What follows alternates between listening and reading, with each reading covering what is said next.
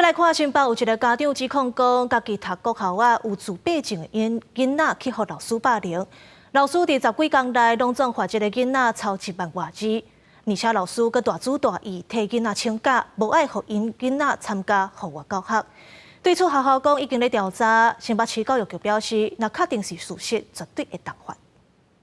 高高一沓纸全部拢是学生发写的字，一个家长出面控诉，新北市三峡一间国小6年的导师，为去年12月开始，就用各种原因要求囡仔发写，已经超过1万字。我们并没有以特教生去要求老师，但是你也看到这些罚单，太离谱了，1万多个字，在10几天你就要他全部完成。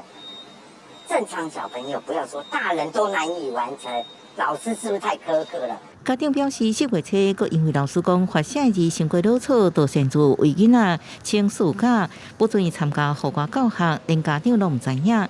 原本就因为自闭症较敏感的囡仔，几啊天拢靠咧困。教育局已要求学校依法调查，倘若属实，必定严惩，绝不宽待。另外，移送社会局进行裁罚。新北教育局表示，若是事实，会要求学校展开调查。暗过5月7日，学校代表甲家长因为无共识，开会无成功。